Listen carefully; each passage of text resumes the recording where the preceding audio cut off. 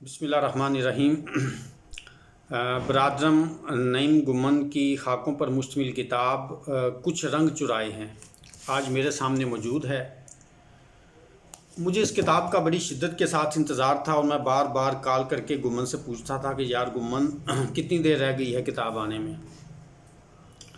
तो आज अल्हम्दुलिल्लाह ये मेरे सामने मौजूद है। नईम गुमन से मेरा ताल्लुक़ अरसा 23 साल पुराना है, जामिया अल मिनहाज का। और कुछ शख्सियात होती हैं जिनकी ज़ात से खुशबू आती है और उन्हीं शख्सियात में से एक शख्सियत नईम गुमन की है जिसे बार बार मिलने को दिल करता है। बंदा अगर उसकी मजलिस में बैठा हो तो दिल करता है कि गुमन बोलता जाए और बस सुनते रहें। तो बड़ा ही प्यारा, बड़ा ख़ूबसूरत दोस्त है नईम गुमन। अल्लाह ताला उसका मकाम और ज़्यादा बुलंद करे, उसके कलम में और ज़्यादा ज़ोर और ताकत अता फ़रमाए। जब तहज़ीबें ज़वाल का शिकार होने लगती हैं तो सबसे पहले वो उलूम व फ़नून के लिए अपने दिमागों के जो दरवाज़े हैं वो बंद कर देती हैं। इसीलिए सादी ने कहा था कि चमगादड़ को दिन में नज़र नहीं आता, वो सूरज को देख नहीं सकती, मगर ए सादी ऐसी हज़ार आँखों का अंधा होना ही बेहतर है बजाय इसके कि सूरज जो है वो तारीक हो जाए। अहले इल्म भी माशरे में आफताब की मानिद होते हैं।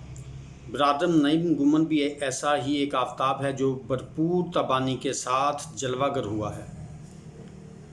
अच्छा, पजीराई के सूदोज़ियाँ से बेनियाज होकर गुमन अपने कारी को अल्फाज के पेचों में नहीं उलझाता। माफ़ी ज़मीर इसके ज़हन में पूरी तरह वाज़ेह होता है, लिहाजा वो सादगी से अपनी बात कह गुज़रता है।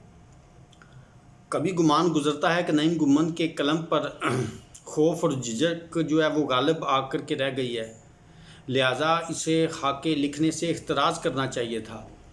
इस तरह इस सनफ़ का हक़ जो है वो पूरी तरह जो है वो अदा नहीं हो सकता।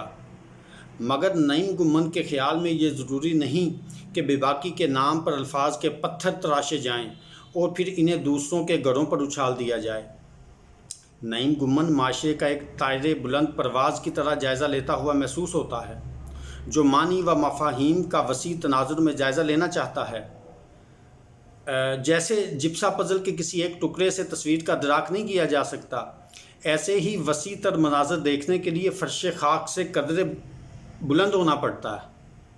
नईम गुमन के अंदर एक सूफ़ी भी पालती मारे महसूस होता है। जैसे गालिब ने कहा था, बदल कर फ़कीरों का हम बेस गालिब तमाशाए अहले करम देखते हैं।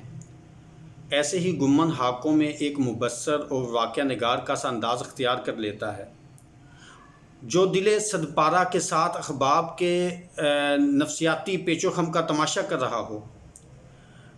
गुमन तनकीद के कटीले हथियार से आशना नहीं, ये इसके अंदर बैठे सूफ़ी की मजबूरी है।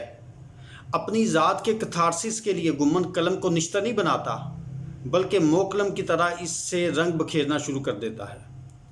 गुमन को बहुत बहुत मुबारक हो कि इसने इतने सारे रंग इकट्ठे किए जो आज इस किताब की शक्ल में मेरे पास मौजूद हैं, और वो रंग किरदारों की शक्ल में सरगोशियाँ करते हुए महसूस हो रहे हैं। गुमन को बारे दिगर मैं सद बार मुबारकबाद देता हूँ।